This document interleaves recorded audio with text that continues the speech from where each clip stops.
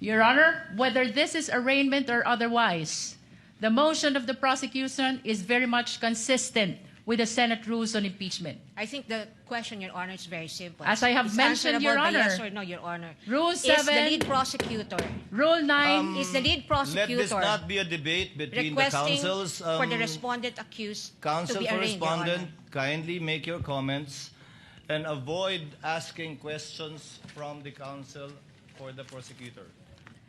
the prosecution respectfully moves for the reading of the 4 articles of impeachment and the entry of the corresponding answer or plea for each article of impeachment, Your Honor.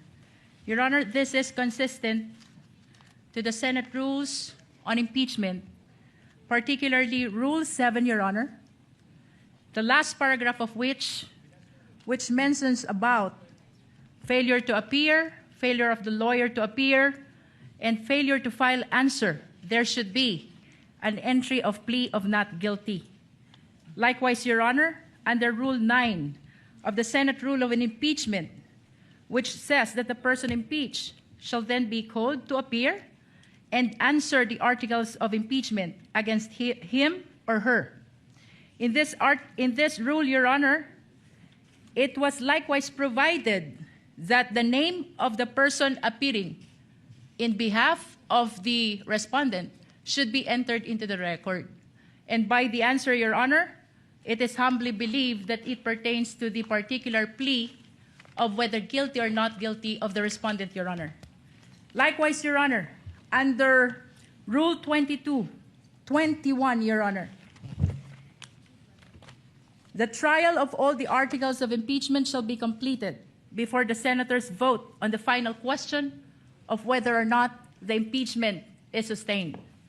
It is gleaned from these rules, Your Honor, that the senators will be voting on a per-article basis, Your Honor. And that is why it is the humble submission of the prosecution that there should be reading of the article and entry of the particular plea per article, Your Honor. This likewise, Your Honor, manifests our complete adherence to the mandate of the Constitution sa pagbasa po ng mga artikulo ng impeachment at pagpapasok ng sagot ng respondent, maipakita po natin sa sambayanang Pilipino ang ating pagsunod sa mandato ng Konstitusyon. Likewise, Your Honor, it upholds due process not only of the respondent but also of the Filipino people.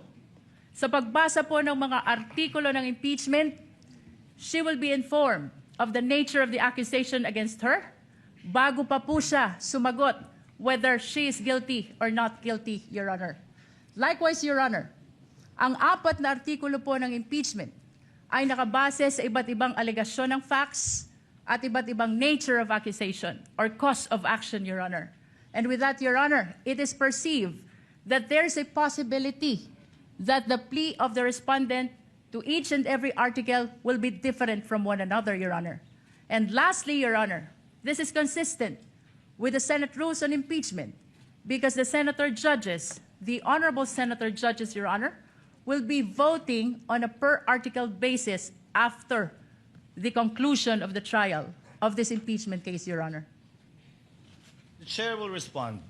Unless the counsel for respondent would like to say something about the motion of the distinguished lead prosecutor. Yes, Your Honor, may I comment? The lead may proceed.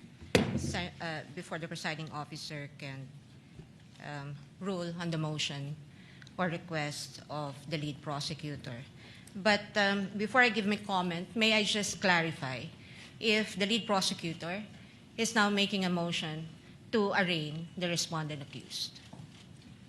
Your Honor, whether this is arraignment or otherwise, the motion of the prosecution is very much consistent with the Senate rules on impeachment. I think the question, Your Honor, is very simple. As I have It's mentioned, Your answerable by Honor, yes or no, Your Honor. Rule Is the 7, lead prosecutor Rule 9, is the lead prosecutor Let this not be a debate between the requesting councils. for the respondent accused to Counsel be for arraigned, Your Honor? respondent, kindly make your comments and avoid asking questions from the counsel for the prosecutor.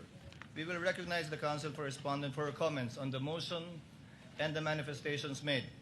by the lead prosecutor for the House. You may proceed, ma'am. Thank you, Your Honor. I believe I have a standing question to the lead prosecutor, and I would like to ask her for the legal basis for requiring the respondent to be arraigned today. Because, Your Honor, I note that in her request earlier and manifestations given for the respondent to be arraigned today, she cited Rule 7, Rule 9, and Rule 21. However, in Rule 7, it very clearly states that if the person impeached after service shall fail to appear either in person or by counsel on the day so fixed, or appearing shall fail to file his answer to such articles of impeachment, the trial shall proceed nevertheless as upon a plea of not guilty. Well, this rule is clear. It does not talk about any arraignment. And if you take a look at this sentence, everything here has been satisfied. The respondent accused is here, has attended through counsel. She may not be in person, but the notice given to the defense is that she may appear through counsel. Second thing is that the respondent accused was also able to file her answer. And so Rule 7 does not support the request of the lead prosecutor that the respondent accused be arraigned today.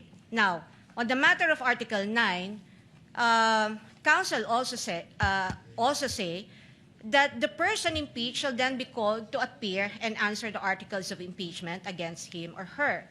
And if he or she appears, or any person for him or her, the appearance shall be recorded, stating particularly if by himself or by agent or counsel, naming the person appearing in the capacity in which or he appears. If he or she does not appear, either personally or by agent or counsel, the same shall be recorded. And for all intents and purposes, respondent is present today through counsel. There is also nothing in Rule 9 that requires the reading of a 23-page articles of impeachment, which will be a waste of judicial time. Now, finally, under Rule 21, Your Honor, may I just correct the manifestation earlier by counsel, because it would seem to me, unless a reading of the transcript would say that I'm mistaken, but I seem to have heard the lead prosecutor claim that the voting on the articles of impeachment will be per article. Well, that's true, but the first sentence of Rule 21 says, the trial of all the articles of impeachment shall first be completed before the senators vote on the final question on whether or not the impeachment is sustained. Now, honestly, I do not see how Rule 21 is related to the motion now being requested or propounded by the lead prosecutor. And at any rate, Your Honor, given that the respondent is represented by her counsel today, and this is consistent, her appearance is consistent with the notice given and in accordance with the rules on rules of procedure of this court, then we can enter her plea on her behalf. The arguments of the parties are duly noted. Chair will now make its ruling. The articles of impeachment were deemed read and spread into the records when it was referred by the Senate to the Committee on Justice for the proper issuance of summons.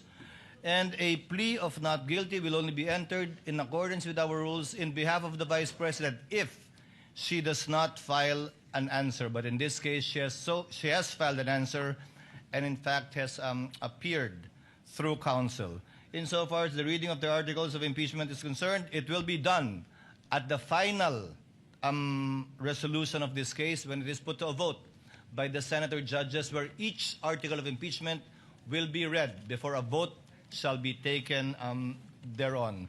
For those reasons, the motion is denied, and the lead prosecutor, Representative Luistro, may proceed with her opening statement